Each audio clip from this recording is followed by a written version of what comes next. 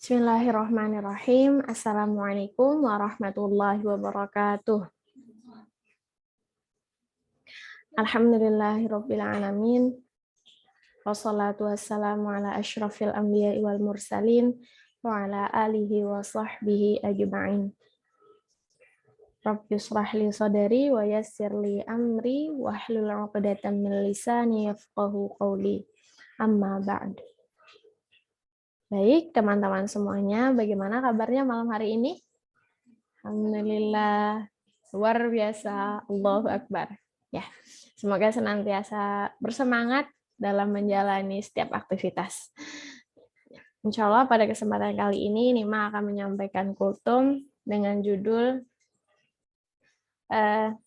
menjadi pribadi yang menjadi gimana sih nih Mah mau muter-muter ya, menjadi pribadi pembuka pintu kebaikan ya.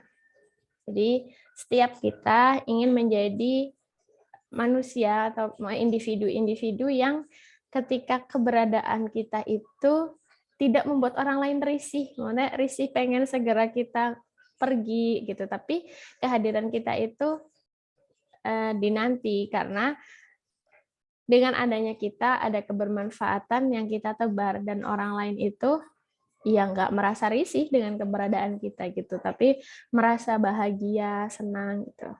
Dan sahabat Anas bin Malik radhiyallahu anhu suatu saat pernah meriwayatkan sebuah hadis dari Rasulullah Shallallahu Alaihi Wasallam bahwa Nabi Shallallahu Alaihi Wasallam bersabda yang artinya sesungguhnya di antara manusia ada orang yang menjadi pembuka pintu kebaikan dan penutup pintu keburukan, namun ada juga orang yang menjadi pembuka pintu keburukan dan penutup pintu kebaikan. Maka berbahagialah orang-orang yang Allah jadikan kunci kebaikan dan ada pada yang Allah jadikan kunci kebaikan ada pada kedua tangannya. Dan celakalah orang-orang yang Allah jadikan kunci keburukan ada pada kedua tangannya. Hadis riwayat Ibnu Majah dan selainnya.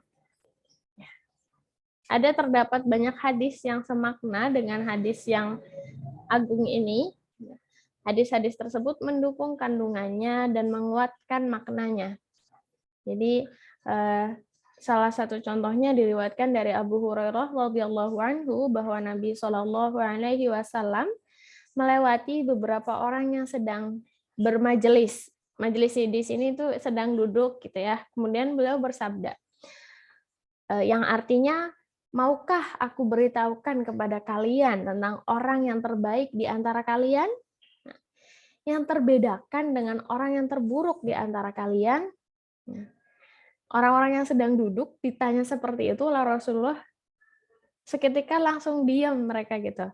Nah, lalu kemudian Nabi bertanya kembali dengan pertanyaan yang sama sebanyak 3 kali. Nah, barulah para Muslim yang sedang duduk-duduk ini mereka berkata, "Ya, kami mau wahai Rasulullah, beritahukanlah kepada kami tentang orang yang terbaik di antara kami, yang terbedakan dengan orang yang terburuk di antara kami."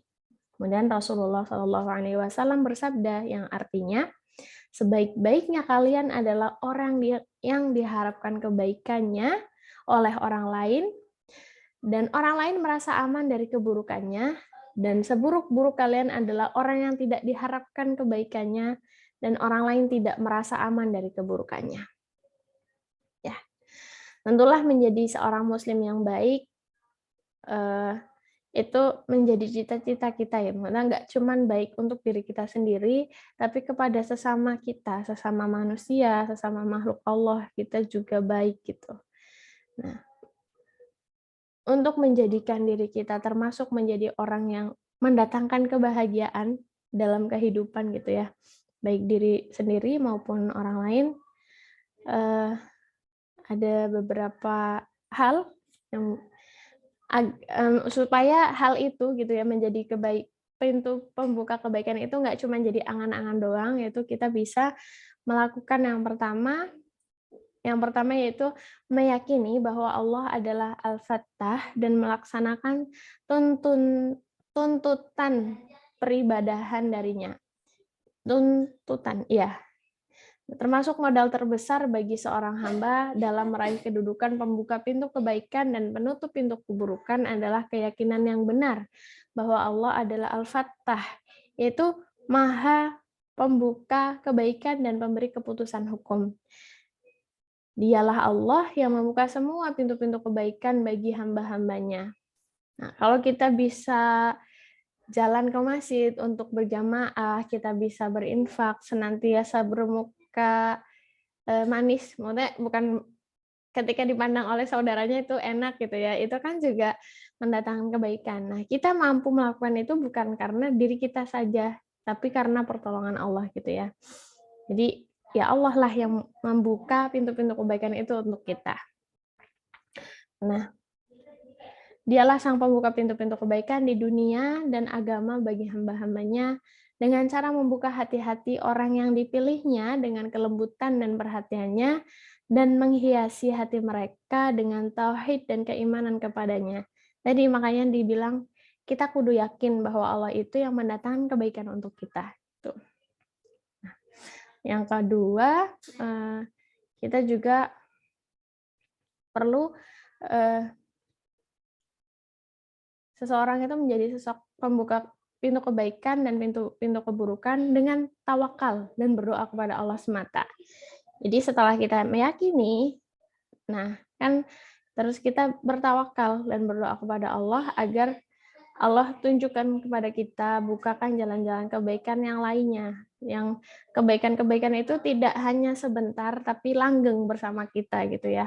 Langgeng menjadi pribadi yang suka menolong orang lain, terus langgeng menjadi orang yang ketika ada panggilan jihad ataupun dakwah, kita tuh bersegera memenuhi panggilan tersebut. Tuh. Jadi itu saja dua hal yang bisa Nikma sampaikan untuk menjadikan kita hamba yang menjadi pembuka kebaikan. Kehadiran kita dirindukan, bukan malah tidak diharapkan. Semoga ada kebermanfaatan yang bisa diambil. Akhirul kalam. Assalamualaikum warahmatullahi wabarakatuh.